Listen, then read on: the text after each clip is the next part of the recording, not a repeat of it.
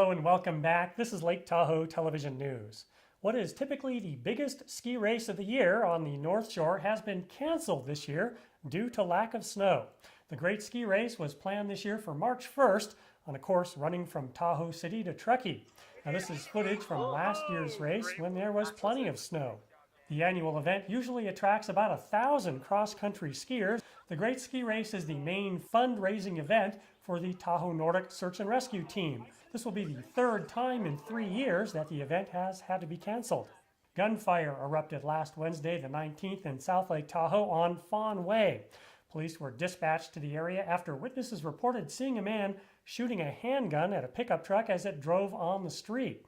According to the police report, the alleged shooter, 22-year-old Angelo Anderson, knew the person he was shooting at. The target was 57-year-old Dennis McQuitty. He's a former co-worker of the accused shooter, and the two did not get along well. Police located Anderson at his residence, which is a room at the A&A Lake Tahoe Inn on Lake Tahoe Boulevard, which backs up to Fawn Way. Police say they found the gun used in the attack. Anderson was arrested and booked into county jail on charges of assault with a deadly weapon, attempted murder, and shooting into an inhabited vehicle. The Olympics are now over and Lake Tahoe area athletes made a pretty strong showing. If you just can't get enough of the Olympics, Squaw Valley has renovated its Olympic Museum at High Camp. The Winter Olympics were held at Squaw Valley in 1960, and the museum captures many of the historical moments of those games with photos, videos, and memorabilia. The Winter Olympics of 1960 were the first to be fully televised. The museum is open daily and it's free with a lift ticket or a tram ticket.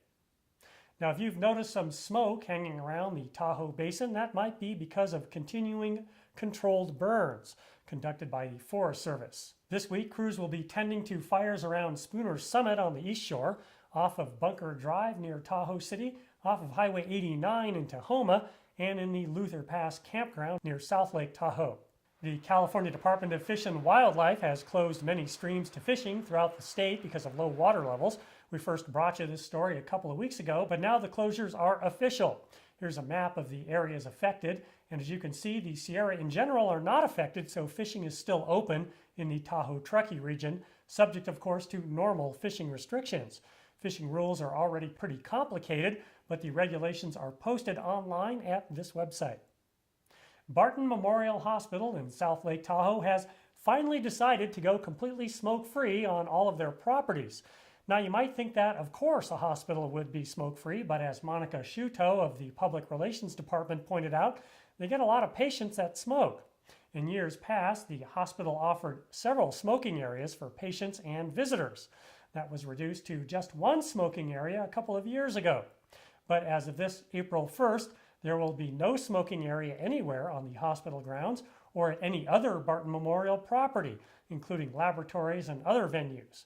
To help with patients that do smoke, the hospital will have nicotine patches available, as well as nicotine gum and nicotine candies. Monica also told us that those popular e-cigarettes will not be allowed on hospital grounds. Hospital personnel and clinics will also be available to help people quit their smoking addiction. That's it for now from the Lake Tahoe Television News Studio. I'm Robert T. Scott.